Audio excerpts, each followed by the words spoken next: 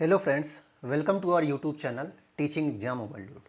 दोस्तों, आज के सेशन के अंतर्गत हमने जो एनसीईआरटी के निचोड़ नामक एक नई श्रृंखला चलाई थी, जिसमें हम सीटेट पेपर 2 जो दिसंबर 2024 में होगा, केवीएस टीजीटी का जहाँ भी पेपर आता है, जैसे कि हो गया आपका बीपीएससी टीआरई 4.0 या अन्य कहीं भी जहाँ भी आपका एसएसटी में शिक्षण आता है, वहाँ के लिए ये बहुत ही इंपॉर्टेंट क्लास है, क्योंकि हम इसमें क्या कराते हैं, संपूर्ण एनसीईआरटी का निचोड़ कराते हैं।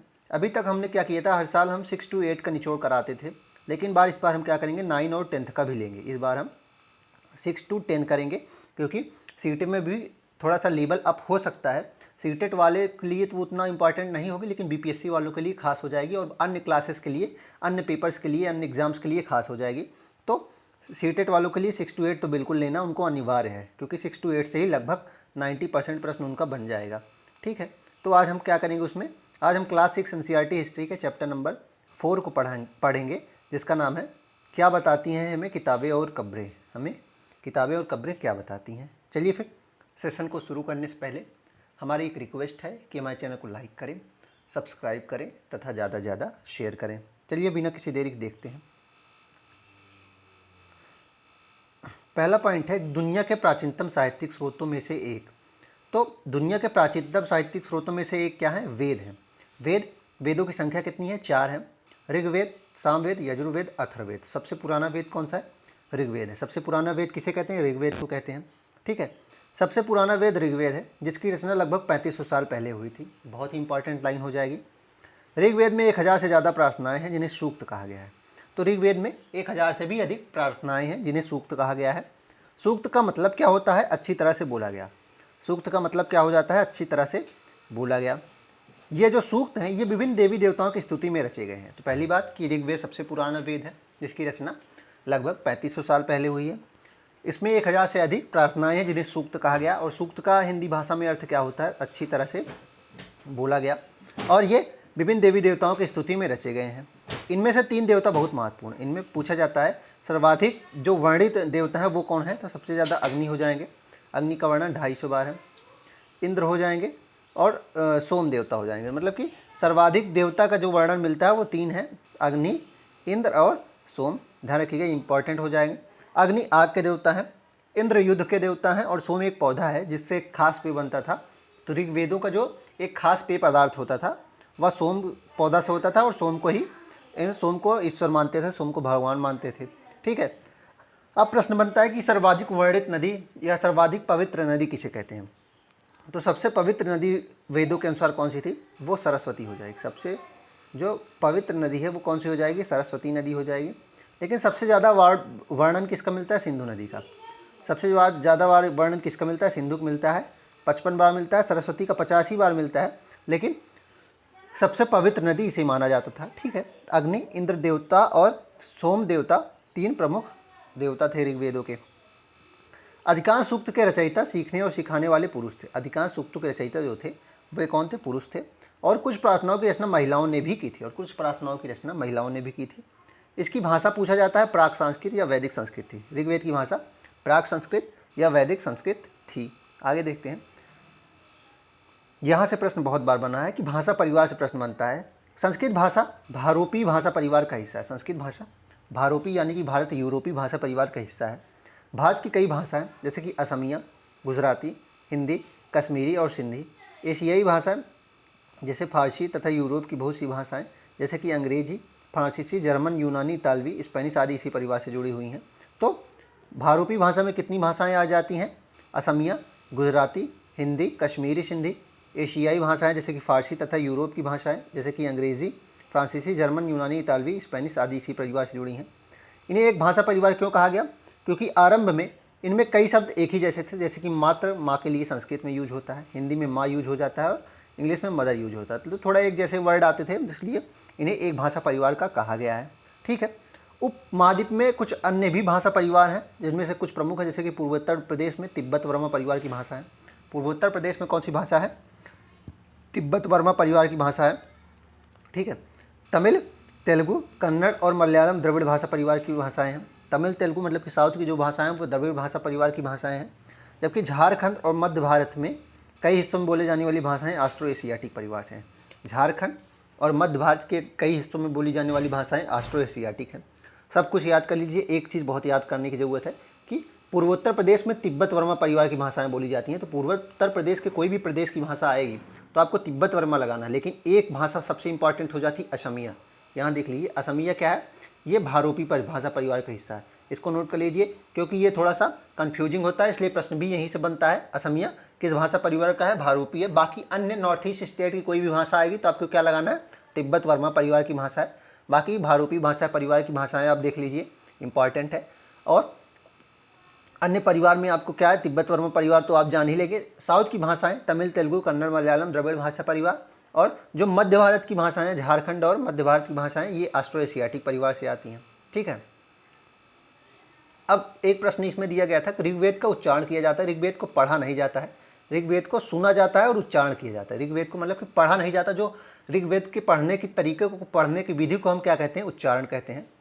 ऋग्वेद के कुछ सूक्त वार्तालाप के रूप में है और ऋग्वेद के जो कुछ सूत्र हैं वो वार्तालाप, जैसे कि आप ईश्वर से वार्तालाप करें। जैसे कि इसमें दिया गया है, विश्वामित्र नामक जो ऋषि थे वो 2 नदियों से वार्तालाप करते हुए एक सूक्त दिया गया है। यह प्रश्न पता नहीं कितनी बार मैं खुद देख चुका हूँ कि एसएससी के एग्जाम्स में आ चुका है। वनडे एग्जाम में पीईटी में आया था। ये पीईटी का जो इस बार पेपर टफ हुआ था 2023 वाला, उसमें भी आया था। और सीटेट में तो बहुत बार आ चुका है कि ऋग्वेद में किन 2 नदियों का वार्तालाप के रूप में वर्णन मिलता है। तो सब का आंसर क्या बन जाता है, जब किसी को कुछ नहीं पता रहता है तो गंगा और यमुना लगा देते हैं, या फिर सिंधु और ब्यास या कुछ भी लगा देंगे। लेकिन जो ऋग्वेद में है, एक सूक्त मतलब कि एक सूक्त वार्तालाप के रूप में है विश्वामित्र, और 2 प्रमुख नदियों के रूप में वो है ब्यास और सतलुज। ये क्या है, व्यास और सतलुज। तो 2 नदियों का वार्तालाप जो विश्वामित्र के साथ दिया गया है वे कौन से हो जाएंगे, व्यास और सतलुज। और इसका एक अंश दिया गया है सूक्त का, देख लेते हैं। विश्वामित्र कहते हैं, हे नदियों, अपने बछड़ों को चाटती हुई 2 दमकती गायों की तरह 2 फुर्तीले घोड़ों की चाल से पहाड़ी से नीचे आओ। मतलब ये कह रहे हैं कि मानवीकरण अलंकार का यूज करते हुए कह रहे हैं कि आप पहाड़ों से नीचे हुए बहुत रफ्तार में अपने जल के साथ आइए। इंद्र द्वारा दी हुई शक्ति से स्फूर्त तुम रथों की गति से सागर की ओर बह रही हो। तो इंद्र द्वारा दी हुई शक्ति मतलब कि आपका वेग बहुत तेज है और आप सागर की ओर बह रही हैं। तुम जल से परिपूर्ण हो, आप जल से परिपूर्ण है और एक दूसरे से मिल जाना चाहती है। तो मतलब कि आप जल से परिपूर्ण है और व्यास और सतलुज दोनों एक दूसरे से मिल जाना चाहती हैं। ये बात विश्वामित्र कहते हैं।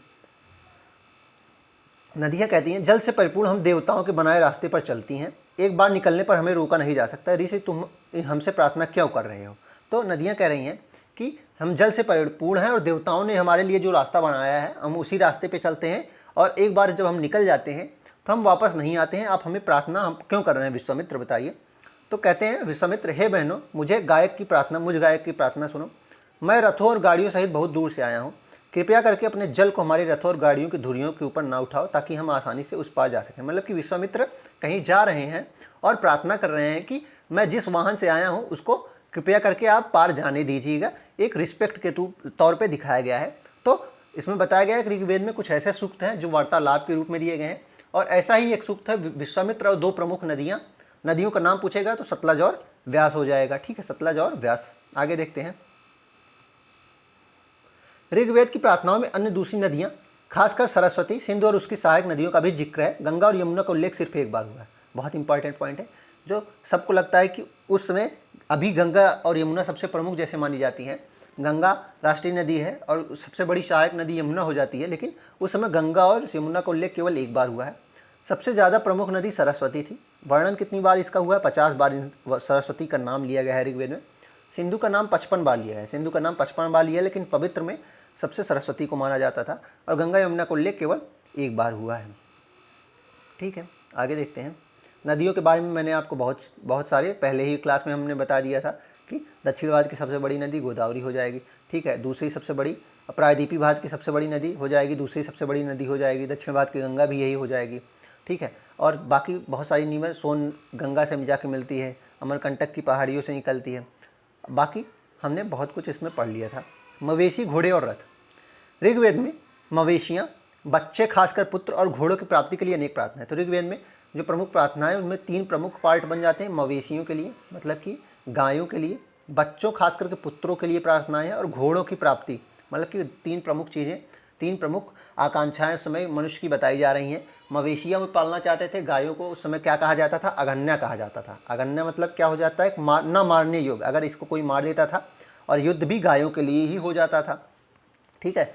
और पुत्रों की कामना करते थे और घोड़ों की प्राप्ति के लिए प्रार्थनाएं करते थे। घोड़ों को लड़ाई में रथ खींचने के काम में लाया जाता था।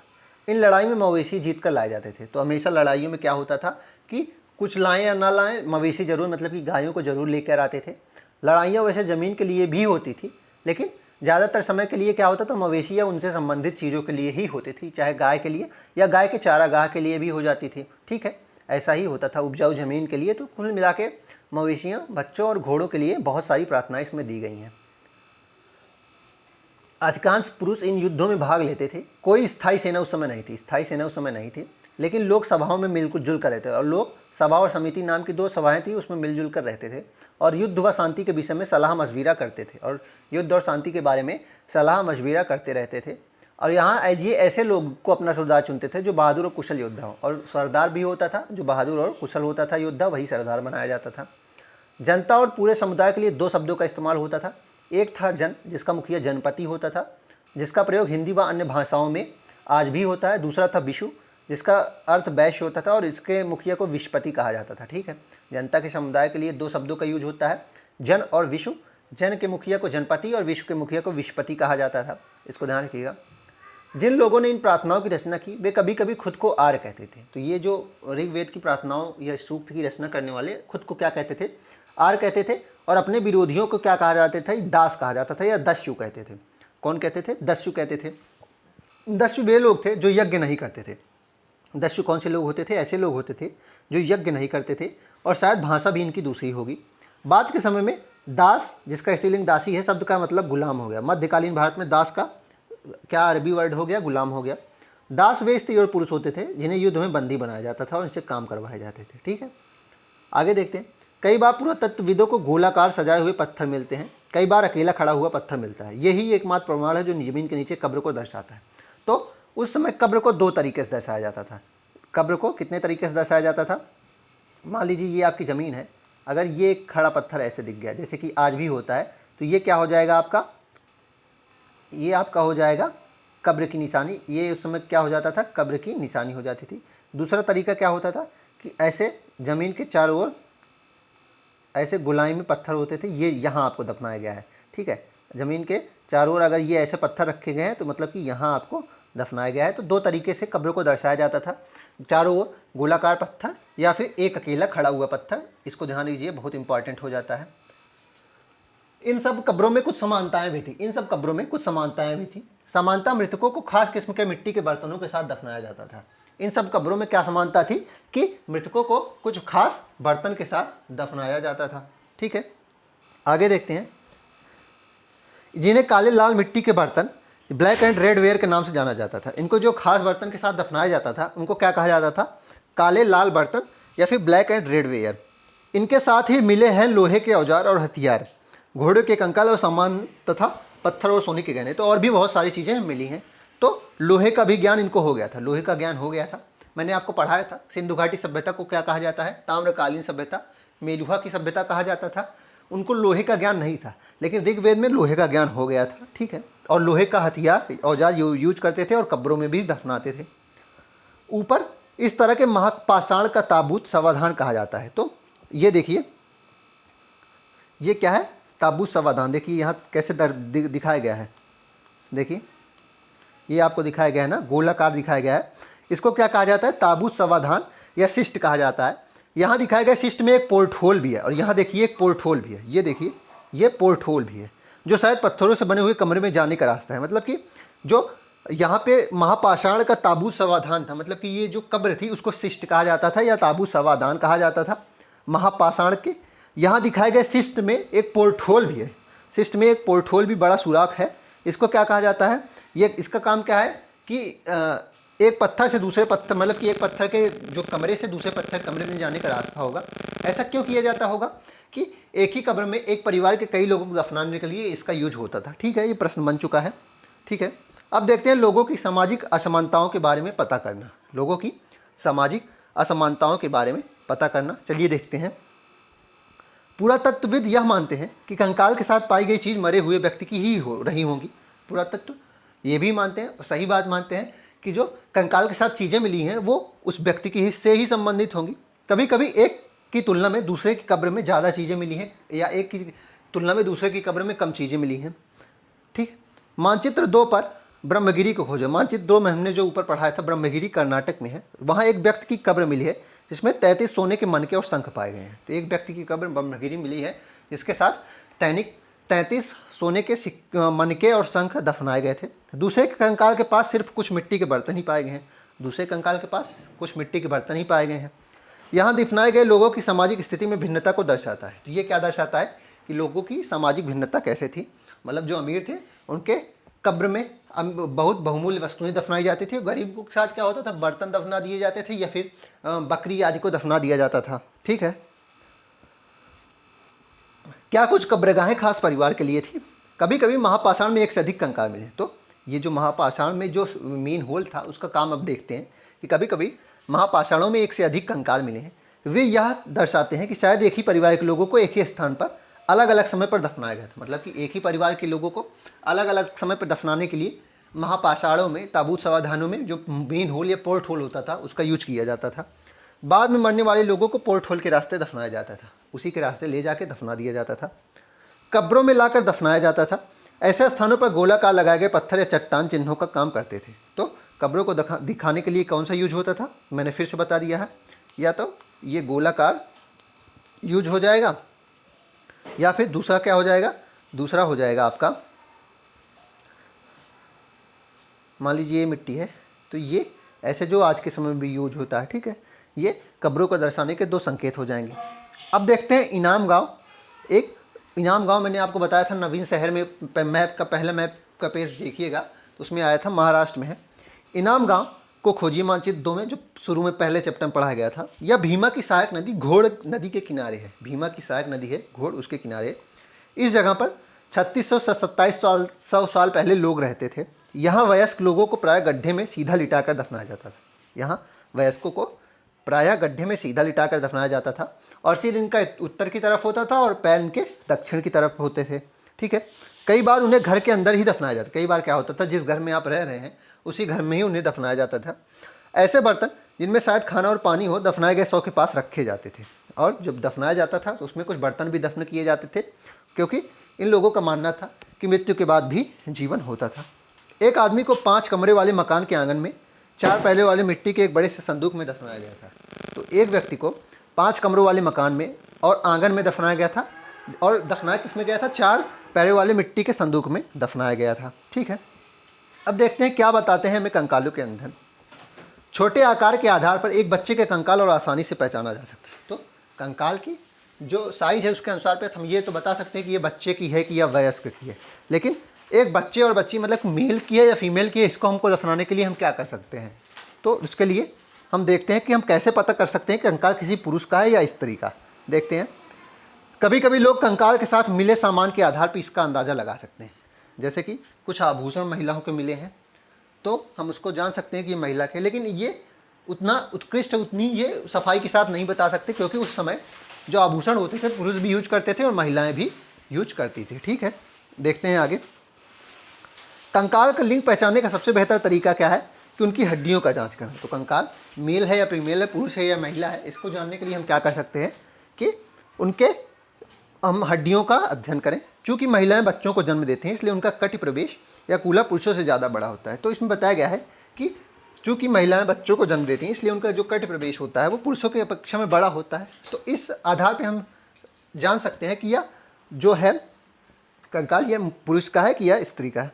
आज से लगभग 2000 साल पहले, अगला पॉइंट दिया गया है, आज से लगभग 2000 साल पहले चरक नाम के प्रसिद्ध वैद्य हुए। उन्होंने चिकित्सा शास्त्र पर चरक संहिता लिखी।